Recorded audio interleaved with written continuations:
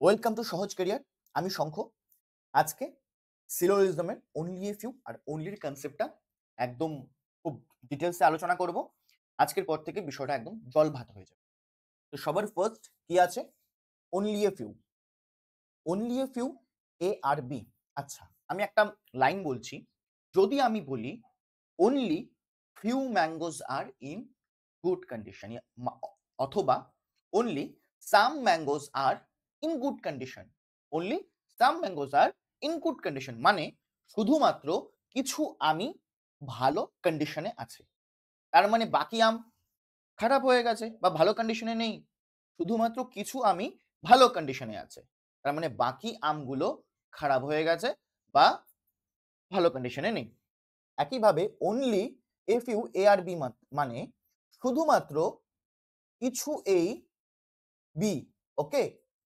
তার মানে বাকি এ বি নয়। কিন্তু বাকি পুরোটা দেখানোর দরকার নেই।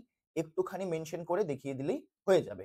প্রথমত বলছি, যদি কেউ বিগিনার্স থাকো, বুঝতে পারবে না সিলোজিজমের ওপর, কমপ্লিট আমি একটা ১ ঘন্টা বা মোটামুটি ১.৫ ঘন্টার একটা ভিডিও আছে। প্লেলিস্টে যাও। ওই ব্যাংকের প্লেলিস্ট গেলেই সেখানে সিলোজিজম পেয়ে যাবে। তোমরা কেউ ব্যাংকের অ্যাসপিরেন্ট হয়ে থাকো, চাই তোমরা কেউ ব্যাংকিং এর অ্যাসপিরেন্ট হও, চাই এসএসসি, চাই রেলওয়ে বা অন্য কিছু, ওই প্লেলিস্ট দেখো, একদম সম্পূর্ণটা ক্লিয়ার হয়ে যাবে। ওকে? কারণ ব্যাংকের সিলোজিজম একটু ডেপথে আসে, তো ওখানে ডেপথে পড়ানো হয়েছে। তো অন্যান্য পরীক্ষার ক্ষেত্রে মানে ওটার যদি 60% ও নিতে পারো, অন্যান্য পরীক্ষার ক্ষেত্রে মোর দেন এনাফ। ওকে? ঠিক আছে। তো only a few A are B মানে কিছু এ বি হবে আর কিছু এ বি হবে না। যদি আমি এভাবেও লিখতে পারি, মানে যদি আমি এভাবে লিখি সাম প্লাস সাম নট, মানে কিন্তু একই। মানে সাম এবং সাম নট একসাথে এক্সপ্রেস করতে হবে। কিছু এ বি হবে, আবার কিছু এ বি হবে না। এটাই হলো only a few.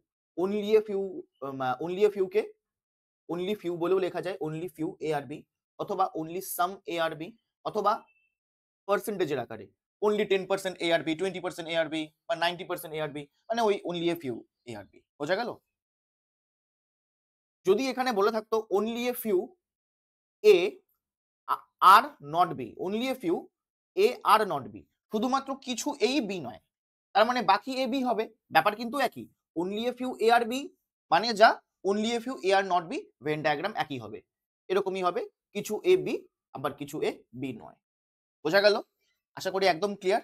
Only a few মানে কিছু এ বি হবে আর কিছু এ বি হবে না। এখন এখান থেকে যদি প্রশ্ন করে পসিবিলিটি কেস দিয়ে, all A can be B, no, পুরো এ কোনোদিনও বি হতে পারে না। ক্যান বি বা পসিবিলিটি কেসে যদি একে আমরা বি এর ভেতরে ঢোকানোর চেষ্টা করি, এতটুকু জায়গা বি এর ভেতরে যেতে পারবে না, ব্লকেজ তৈরি করবে।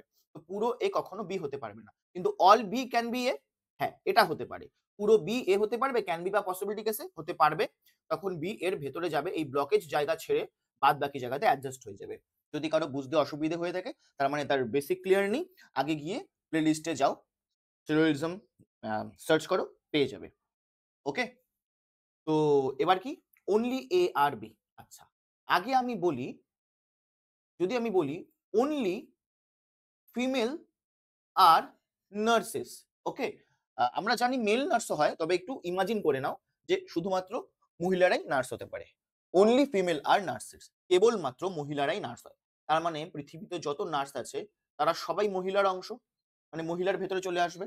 মানে মহিলা বাদ দিয়ে আর কেউ নার্স হতে পারে না, শুধুমাত্র মহিলারাই নার্স হতে পারে, তাই না? ওকে। তো এক্ষেত্রে কি হবে? মন দিয়ে দেখবে, শুধুমাত্র মহিলারাই নার্স। এটা মানে কিন্তু আবার এরকম হবে না যে ফিমেলের আগে অনলি আছে, তাই ফিমেলকে ভেতরে থাকতে হতো। অনেকের কোশ্চেন আমি পাই স্টুডেন্ট থেকে, তাই আমি এখানে বলে দিলাম। এটা কোনোদিনও পসিবল নয়।